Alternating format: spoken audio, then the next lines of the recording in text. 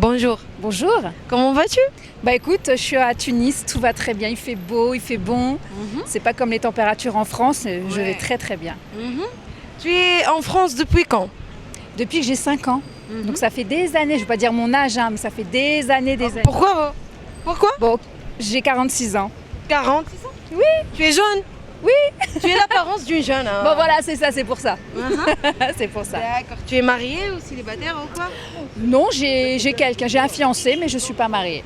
Voilà, je suis fiancée. D'accord. Tu es française ou... Alors française d'origine tunisienne. Donc tu es tunisienne. Exactement, voilà. Il y a le sang, il y a le sang qui coule. La Tunisie, c'est mon pays. Tu peux pas parler en tunisien?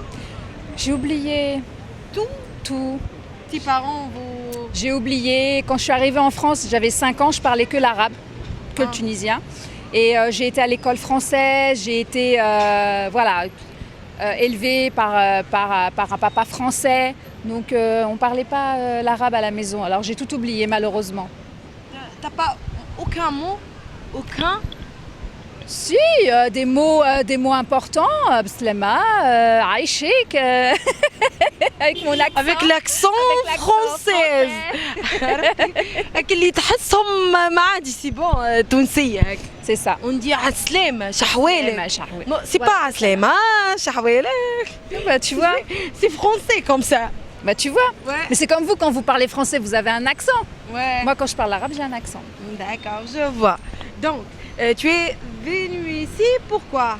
Je suis venue ici parce que en France, je suis directrice d'une grosse fédération qui s'appelle le Haut Commissariat des diasporas africaines de France. C'est quoi ça? Alors ça, c'est pour faciliter les liens entre l'Afrique, le Maghreb, Afrique de l'Ouest, Afrique centre et la France. On travaille avec des parlementaires. Pour éviter l'immigration illégale, c'est ça? Alors, ça.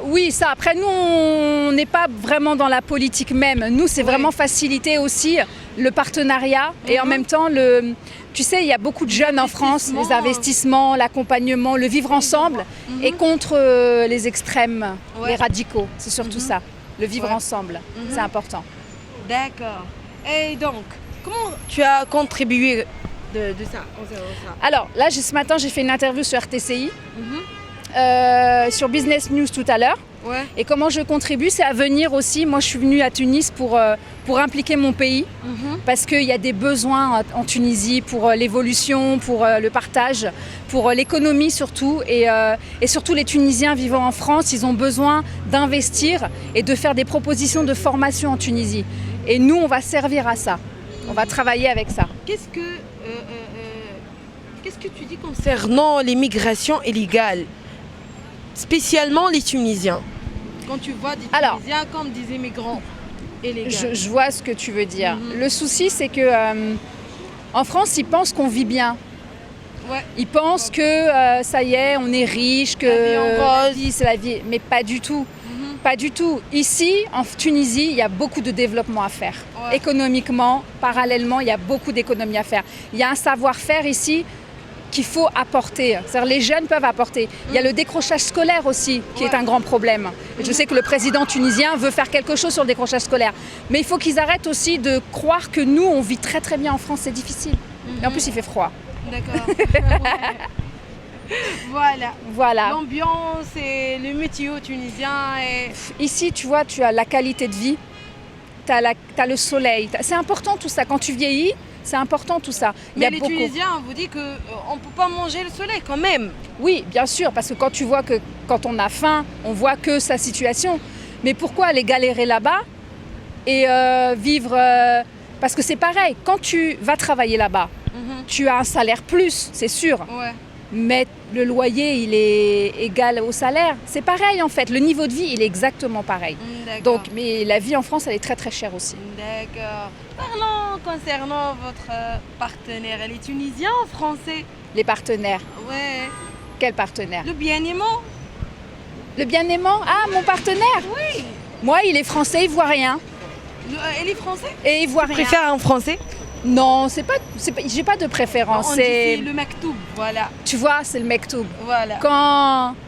Quand ça tombe sur toi, ça tombe sur toi. Il faut pas prendre l'enveloppe corporelle, il faut prendre l'âme. Voilà, c'est tout.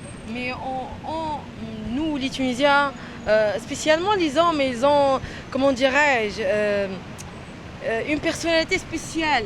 La jalousie, C'est partout. C'est partout. ce Même sont les des femmes. choses communes.